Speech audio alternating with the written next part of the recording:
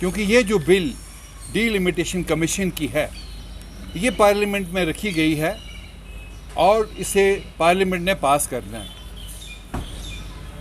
इस बिल में जो बातें की गई हैं कि साहब reservation to Kashmiri Pandits only minority, जबकि यहाँ पर सिक्स जो है एक कॉन्स्टिट्यूट करते हैं एक अच्छा खासा ग्रुप जो जम्मू में भी हैं और कश्मीर में भी हैं। आप इस कम्युनिटी को कैसे इग्नोर कर सकते हैं?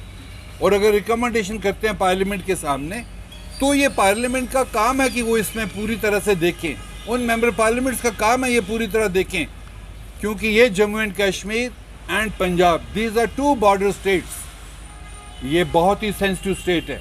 आप यहाँ किसी पॉपुलेशन को आप पॉलिटिकल रिप्रेजेंटेशन से इग्नोर करेंगे, the consequences will not be good for the nation. इस नेशन के लिए हर आदमी का हक है, यहाँ के माइनॉरिटी के लोगों का हक है, दूसरी माइनॉरिटीज़ का हक है।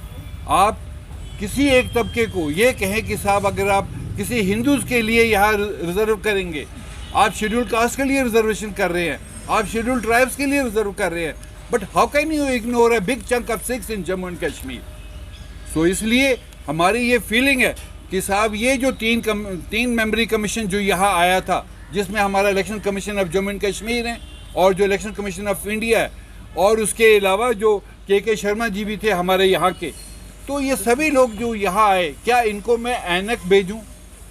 उनकी नज़रें कमज़ोर हैं। हम लोग उनसे 2 बार मिले, जबकि उन लोगों ने सबको बुलाया, हम लोग भी मिले, हम लोगों ने भी उनके सामने एक डाटा बेस्ड एक रिप्रेजेंटेशन दी कि साहब आप जब आप रिजर्वेशन की बात कर रहे हैं, आप बाकी कम्युनिटीज़ की बात कर रहे हैं, तो minority deserve, this minority is a national minority in India. How can you ignore six in Jammu and Kashmir?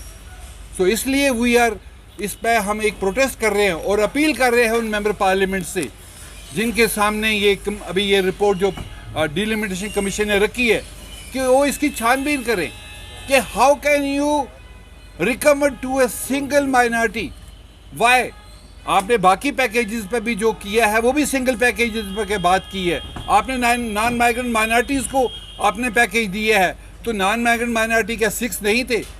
हम लाख बार ये कह चुके हैं, हम बहुत से कमीशन के सामने बात कर चुके हैं, होम मिनिस्टर से 5 बार मिल चुके हैं।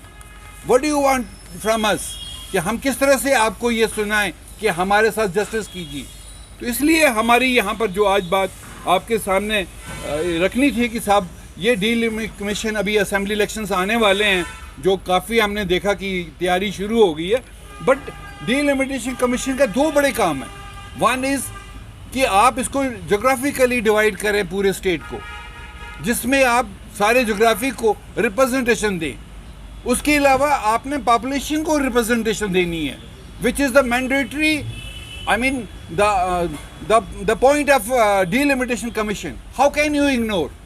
सो इसलिए ये जो सीटें हमारे लिए कोई नहीं रखी गई, कहीं रिजर्वेशन नहीं है, तो हमें देखिए स्टेट का after this abrogation of article 370 they have given many shares to some other areas.